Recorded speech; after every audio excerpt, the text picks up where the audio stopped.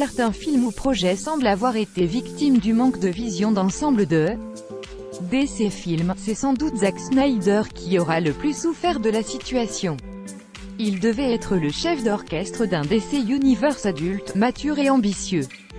Il aura été le créateur vivement critiqué, progressivement ostracisé, puis éjecté de cette même structure, heurté successivement par les mauvais retours de Man of Steel et Batman v Superman, avant d'être touché par une tragédie personnelle en plein tournage du cauchemardesque Justice League, qui a nécessité quantité de reshoots et autres mutilations.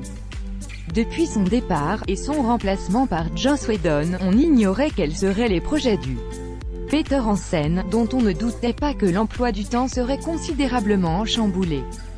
Lors d'une discussion avec un fan sur le réseau social Vero, dont il est un des soutiens depuis son lancement, il a expliqué à quel projet il comptait se consacrer. The Fountainhead is officially Zack's next project, instead of The Last Photograph. pi.twitter.com/pks84l3o8 Sigma Iota Alpha Nu @chrisra 7 ans 28 mai 2018. Il devrait s'agir d'une adaptation de The Fountainhead de Ayn Rand. Les fans du cinéaste doté d'une bonne mémoire noteront que Zack n'a donc pas changé son fusil d'épaule, puisqu'il révélait déjà en mars 2016 plancher sur cette production.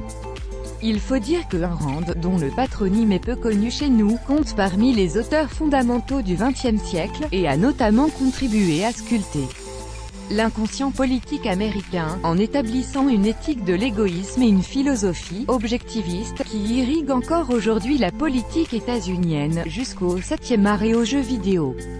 On note ainsi que À la poursuite de demain ou encore BioShock peuvent être perçus comme des analyses critiques sacrément bien balancées de ses travaux. À ce titre, voir Snyder, auteur questionnant les figures mythiques et sorte de potentiel précipité d'objectivisme à lui tout seul, se pencher sur l'œuvre de Rand, est très intéressant.